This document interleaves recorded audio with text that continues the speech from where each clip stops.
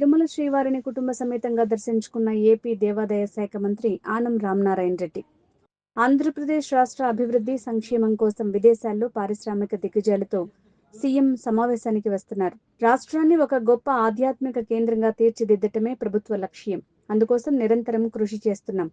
వైకుంఠ ఏకాదశి, సంక్రాంతి పండుగలను హిందూ ధర్మ ఆచారాల ప్రకారం రాష్ట్ర ప్రభుత్వం అత్యంత వైభవంగా నిర్వహించింది. తిరుమలలో జరగబోయే రథ సప్తమి వేడుకలకు టీటీడీ సర్వం సిద్ధం చేసింది. కుటుంబ సమేతంగా దేవదేవుని యొక్క ఆశీస్సులు తీసుకోవడానికి ఇక్కడికి రావడం జరిగింది.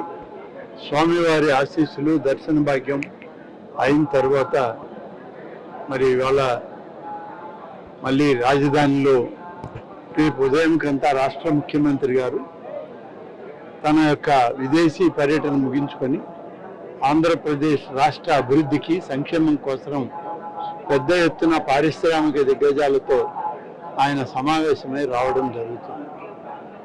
ఈరోజు ఆంధ్రప్రదేశ్ రాష్ట్రంలో అనేక విధాలుగా అన్ని ఆలయాలు కూడా శోభాయమానంగా ఉన్నాయి.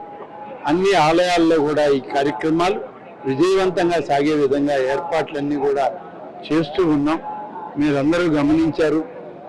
వైకుంఠ ఏకాదశి పర్వదినం ఎంత వైభవంగా మన రాష్ట్రంలో జరిగిందో, అదేవిధంగా సంక్రాంతి పండుగ వాతావరణం కూడా మన హిందూ ధర్మ ఆచారాల ప్రకారం సంక్రాంతి పండుగను కూడా చాలా విజయవంతంగా హిందువుల యొక్క మనోభావాలకి దగ్గరగా ఉండే విధంగా అన్ని ఏర్పాట్లు చేసి పండుగ వాతావరణాన్ని కూడా తీసుకురావడం జరిగింది.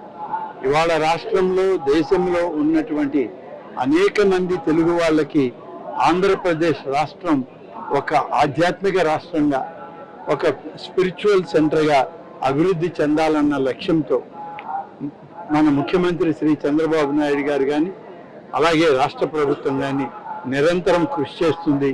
దానికి తగ్గట్టుగానే అన్ని ఏర్పాట్లు చేస్తుంది. రథసప్తమి ఏర్పాట్లు కూడా అరసవెల్లి రథసప్తమి ఏర్పాట్లు కానీ, అలాగే శ్రీ వెంకటేశ్వర స్వామి ఆలయం తిరుమలలో జరిగే రథసప్తమి ఏర్పాట్లకి ఇప్పటికే ట్రస్ట్ బోర్డు అధికారులు, అలాగే పాలకవర్గం చైర్మన్ గారు, సభ్యులు అందరూ ఇప్పటికే సమావేశమయ్యారు. రాష్ట్ర ప్రభుత్వం అన్ని విధాలా వాళ్ళకి సహకరిస్తుంది. అరసవెల్లిలో జరిగేటువంటి ఈ యొక్క రథసప్తమి వేడుకలకి రాష్ట్ర వ్యవసాయ శాఖ మంత్రి అచ్చెన్నాయుడు గారిని ప్రభుత్వం తరఫున పట్టు వస్త్రాలు ఇవ్వడానికి ఏర్పాటు చేయడం జరిగింది. వారు కూడా అక్కడే ఉండి అక్కడ పనులు పర్యవేక్షిస్తున్నారు. అచ్చెన్నాయుడు గారు అలాగే కేంద్ర మంత్రి రామ్మోహన్ నాయుడు గారు ఇద్దరు స్వయంగా రథసప్తమి వేడుకల్ని నిర్వహించడం జరుగుతుంది.